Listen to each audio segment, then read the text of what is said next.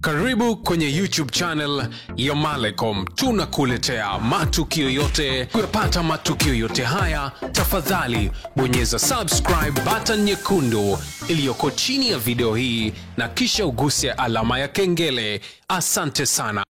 Naam, uhali gani mdau wa Malecom popote pale ulipo, karibu sana kwenye kijiwe chetu cha michezo, tujuzane yale yote ya kimichezo yaliyojiri katika viunga vya vyote mbalimbali vya kimichezo. Na maoni yako ni ya muhimu sana. Tuambie unatufuatilia Malecom ukiwa maeneo gani, na utuambie maoni yako juu ya taarifa tuliyokuletea hapa katika meza yetu ya michezo. Na kama ilivyo utamaduni wetu wa kiungwana kabisa, kwa kuwa wewe ni mdau kindakindaki wa mchezo huu wa mpira wa miguu, basi bofya alama ya dole gumba chini ya video hii kama ishara ya kusapoti mpira wetu uzidi kusonga mbele. Habari kubwa iliyotufikia mezani hivi sasa inatoka kunako viunga vya Jangwani, ambako tunakutana na taarifa za usajili kutoka katika kikosi cha Young Africans, ambapo tunaambiwa baada ya kusherekea ubingwa wa NBC Premier League pamoja na CRDB Federation Cup, Young Africans wapo katika mkakati mzito kabisa kwa kuona namna ya kuboresha kikosi chao kuelekea msimu ujao. Kwani unaambiwa ni kwamba mabosi wa Yanga hawalali kuona namna ambapo msimu ujao wanakuja wakiwa bora kuzidi msimu huu. Kwani tunaona hivi sasa wamekuwa ni mabingwa wa ligi kuu Tanzania bara mara 4 mfululizo. Hivyo lengo lao ni kuendelea kutawala soka la Tanzania. Taarifa zinasema ya kwamba kikosi hicho cha Young Africans tayari kimekwisha waruhusu wachezaji wake wa kimataifa waweze kuondoka kwenye klabu hiyo na kwenda kutafuta malisho kwenye klabu nyingine ama kutafuta changamoto kwenye vilabu vingine. Ikumbukwe tayari Young Africans wameshafanya biashara ya Stefan Aziz Ki, ambapo taarifa zinasema dili lake huenda likakamilika tarehe 10 mwezi wa 7, kwa maana ya kwamba Wydad wasiporidhishwa na kiwango chake basi anarudi Young Africans. Lakini mpaka hivi sasa dalili zote na asilimia zaidi ya 80 zinaonesha ni kiasi gani Stefan Aziz Ki huenda akabaki huko Wydad Casablanca, na endapo wasiporidhishwa basi ofa ziko nyingi mezani zikimhitaji Stefan Aziz Ki. Kwani tunaona South Africa, Kaizer Chiefs pamoja na Mamelodi Sundowns pia bado wanamhitaji Stefan Aziz Ki. Mchezaji mwingine ambaye Young Africans amemruhusu kuondoka ni goalkeeper nambari 1 Djigui Diarra.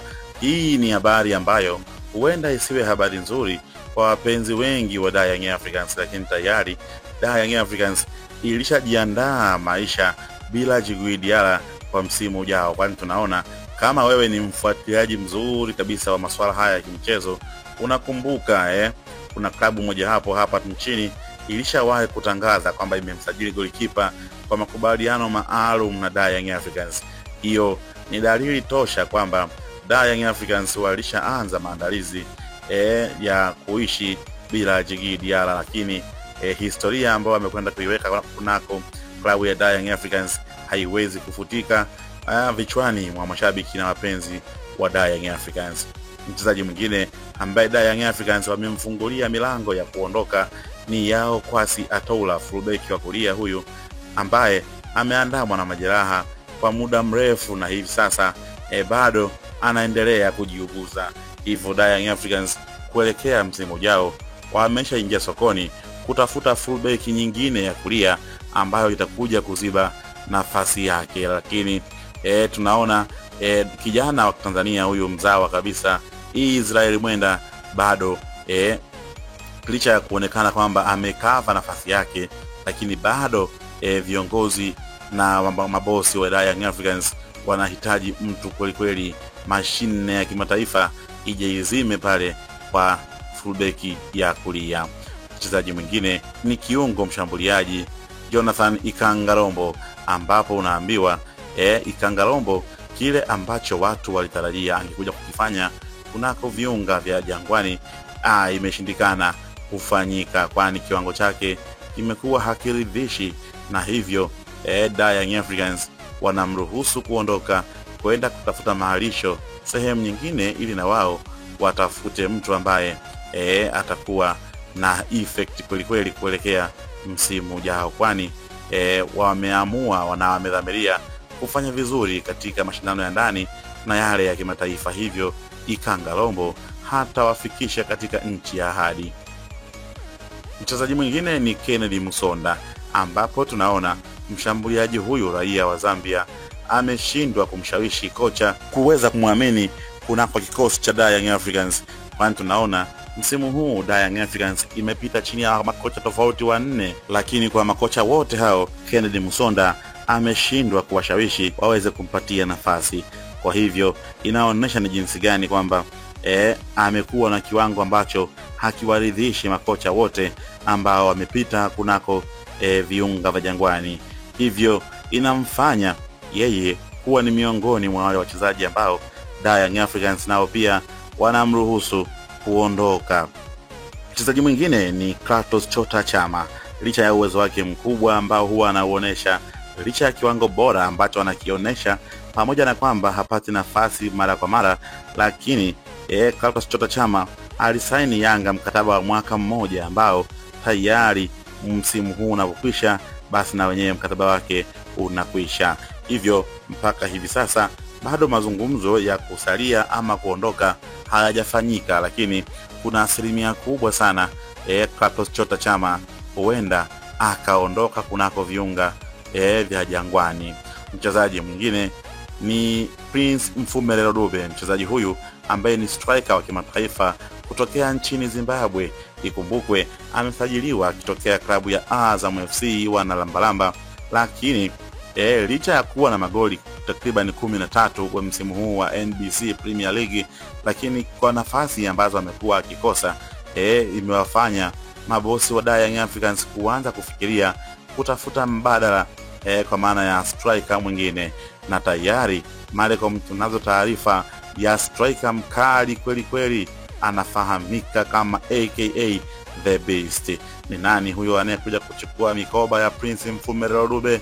Kanasi Malcolm tutakujuza kila kitu, lakini kwa sasa itoshe kusema tu ya kwamba Prince Mfumelelo Dube tayari hayupo katika mipango ya msimu ujao. Mchezaji mwingine ni kipenzi cha Yanga, kipenzi cha wapenda mpira, anafahamika kwa jina la The Professor Pacome Zouzoua. Tayari tunaona mkataba ambao alisaini Young Africans umeelekea ukingoni, na baada ya msimu huu kuisha mkataba nao umebakiza siku chache tu kuisha.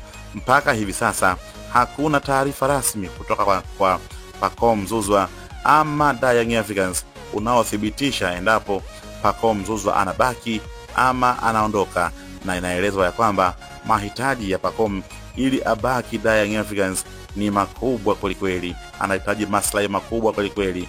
Young Africans wanaendelea kuumiza vichwa waone namna gani wanaweza kumbakiza Pacome Zouzoua, lakini endapo wakifeli katika swala hili, basi huenda Pacome Zouzoua akaenda kutafuta malisho mengine mazuri kabisa na bora kwa upande wake. Na tayari tunaona vilabu vya ndani ya nchi ikiwemo Simba Sports Club na vile vingine vya kimataifa akiwemo CR Belouizdad wakiendelea kumtolea macho. Hivyo kazi kwa Yanga, wakiweza wampe mahitaji anayoyataka abaki, kama hawawezi basi watu wapo tayari kumchukua. Bwana, nini maoni yako juu ya hichi ambacho kinaendelea kunako dirisha hili kubwa la usajili ambalo Young Africans wanakwenda kutafuta mbadala wa wachezaji hawa ambao muda wowote wanaweza kuondoka? Wachezaji wengi tayari walishathibitisha kwamba wanaondoka, lakini wengine bado hajathibitishwa. Ni swala la muda tu na kuona ni kwa namna gani either wanamalizana na Young Africans ama wanaondoka. Lakini taarifa rasmi kwamba nani anaondoka, nani anabaki, utazipata hapa Malcolm. Anaingia ni nani kuja kuziba nafasi zao, Malcolm ndo sehemu sahihi ambapo utapata kila kinachoendelea. Malcolm, tupo kwa ajili yako. Kwaheri kwa sasa, mpaka wakati mwingine. Tuambie katika uwanja wa maoni hapo chini, nini maoni yako juu ya hichi? Nani unahisi anatakiwa kubaki? Nani unahisi ni sahihi aondoke? Tuambie kwenye uwanja wa maoni, twende sawa. Mpaka wakati mwingine, kwaheri kwa sasa. Adios amigo.